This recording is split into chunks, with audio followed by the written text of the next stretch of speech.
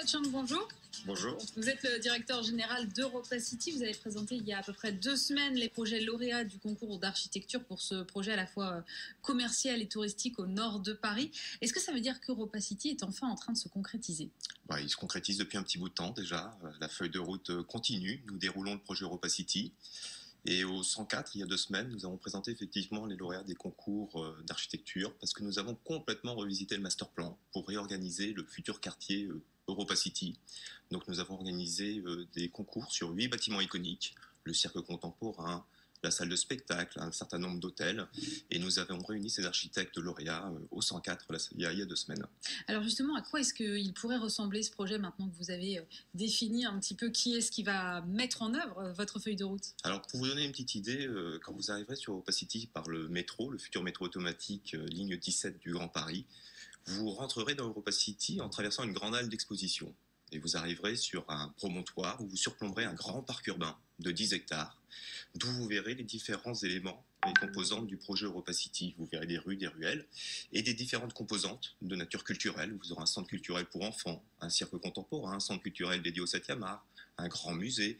Vous aurez des équipements de loisirs avec un parc à thème, des équipements de sport avec notamment un parc aquatique. Vous aurez du shopping tout au long du quartier. Vous aurez également une ferme urbaine au sud, la plus grande de France, sur 7 hectares, une halle gastronomique, de la restauration, et vous aurez une offre hôtelière avec à peu près 2000 lits sur le site d'EuropaCity. Et j'ai l'impression que vous avez aussi voulu remettre un peu de nature au cœur de ce projet urbain. Alors la nature, elle est omniprésente effectivement sur le projet EuropaCity. Juste pour vous donner une idée, 50%, plus de 50% de la surface totale d'EuropaCity sera végétalisée, que ce soit en terre pleine ou en toiture végétalisée. Donc effectivement, vous aurez un paysage à la fois urbain et rural, mais extrêmement vert. Alors vous avez parlé de ferme urbaine, je crois qu'il y a vos opposants hier qui ont déposé un projet de ferme plus urbaine, encore plus grande hier. J'ai vu qu'il y avait un nouveau collectif aussi anti-EuropaCity qui s'était monté, qui rassemble je crois 600 commerçants. Vous allez y arriver quand même à un moment où ça va finir par vous bloquer tout ça? Écoutez, nous allons y arriver, nous sommes des coureurs de fond. Porter un projet de cette envergure c'est un projet à 3 milliards. C'est un projet à 3 milliards. Je dirais avant de parler des opposants, je pense qu'il est important de parler aussi de tous les soutiens que nous avons sur ce projet-là, parce que nous avons mené un grand débat public en 2016 et nous continuons en permanence le dialogue avec l'ensemble des parties prenantes. Et d'ailleurs, nos opposants sont invités au sein même du comité de pilotage du projet EuropaCity. Sachez que ce projet est quand même soutenu par 80% des habitants. Ce qui est considérable. Vous avez fait une consultation? Nous faisons un baromètre tous les ans et le dernier, en fin d'année dernière, révélait que 80% des habitants nous soutenaient ce projet.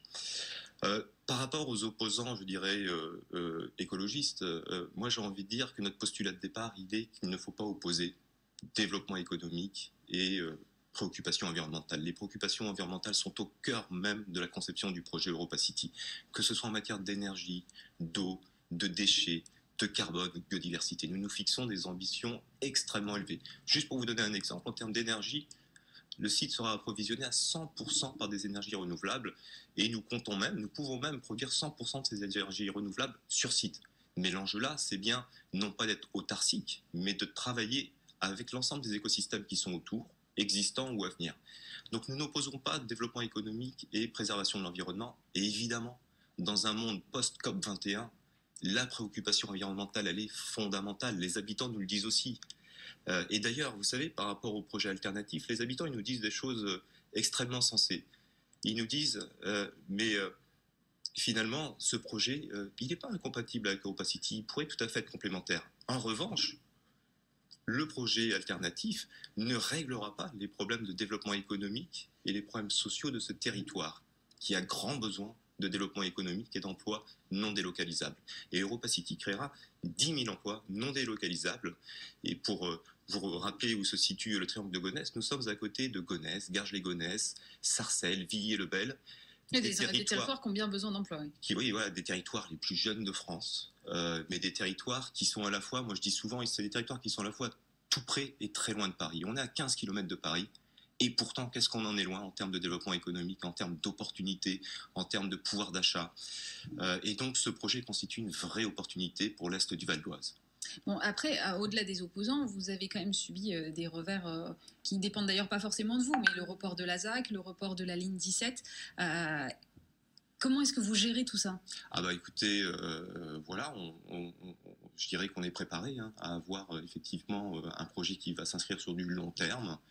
Il faut savoir que le projet EuropaCity s'inscrit dans le cadre d'une opération d'aménagement qui est portée par l'État. Donc une opération d'envergure. Et donc il y a des procédures administratives qui sont longues, qui sont complexes,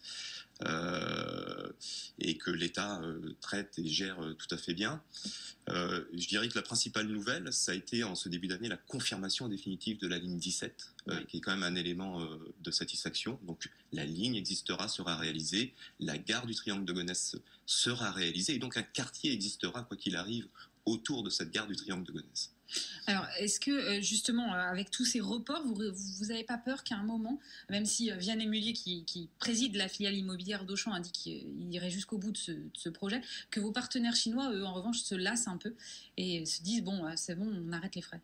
Alors, on n'en est pas là. Aujourd'hui, moi, j'ai une chance incroyable, c'est que j'ai 2 actionnaires qui sont parfaitement alignés et complètement engagés. On sait que la route est longue. L'actionnaire français le prend avec un peu plus de philosophie et de pragmatisme, parce que c'est ainsi en France. Il est habitué. Et cet actionnaire français, il a fait délibérément le choix de la France. Il a fait le choix de la créativité et de l'innovation en France, son pays d'origine. Quant aux partenaires chinois, effectivement, en Chine, ils seraient capables de réaliser un projet EuropaCity de bout en bout en 5 ans. Donc, il y a de quoi être perturbé par ces différents aléas. Mais l'actionnaire français le rassure complètement. Et il y a cette relation de confiance entre les actionnaires qui font que jusqu'à présent, mes 2 actionnaires sont complètement engagés et parfaitement alignés sur l'ambition globale du projet. Vous en êtes où sur le permis de construire? Alors le permis de construire, nous sommes en phase de conception avancée, puisque nous venons effectivement de choisir un certain nombre d'architectes lauréats. Nous prévoyons de déposer les permis de construire en 2019.